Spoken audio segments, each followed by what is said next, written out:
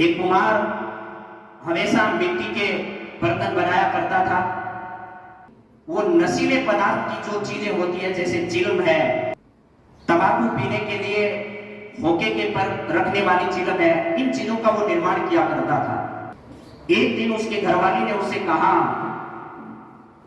कि आप रोजाना ऐसा काम करते हो जिसे लोगों को तकलीफ होती है, क्यों ना आप कुछ ऐसा काम करो जिससे लोगों को भी खुशी हो और इस मिट्टी का भी तर्पण हो।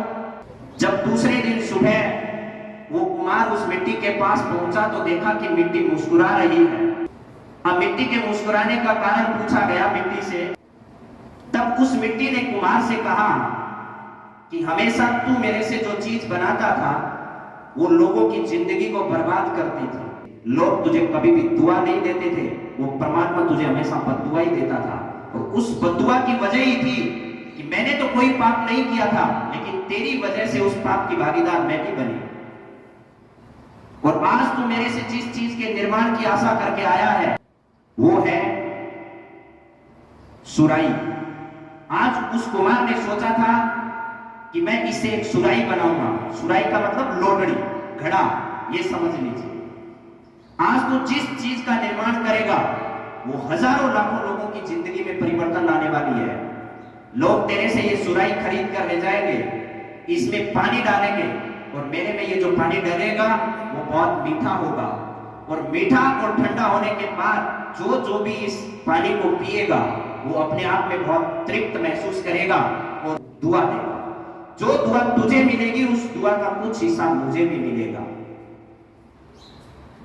मैंने कहानी पूरी सुना दी, लेकिन अगर आप लोगों को यह बात समझ में आई हो कि इस कहानी में कौन तो कुम्हार है, कौन सुराई है और कौन चिलम है, तो आपको मेरी कहानी पूरी समझ में आ जाएगी। आप लोग जो है अपने बच्चों को यहां छोड़ रहे हैं, ये आपके बच्चे जो है वो कच्ची मिट्टी है। हम चाहें तो इस मिट्टी से चिलम भी बना सकते हैं और हम चाहें तो इससे सुराई भी बना सकते हैं। इस महत्वपूर्ण कड़ी में आपका निर्णय महत्वपूर्ण है। आप एक ऐसे कुम्हार के पास छोड़ते हो जो इससे चिलम बनाना चाहता है, यह निर्भर आप लोगों पर करेगा।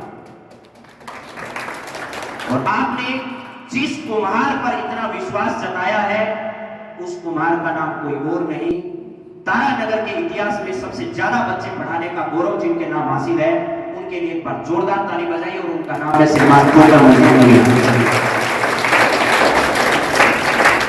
अधिकांश लोग शायद अपने बच्चों को पढ़ाने के बाद ये एहसान भूल जाते होंगे, क्योंकि आजकल का जिस प्रकार का व्यवसायिक दौर गुजर रहा है उसमें ये बहुत बड़ी बात नहीं है।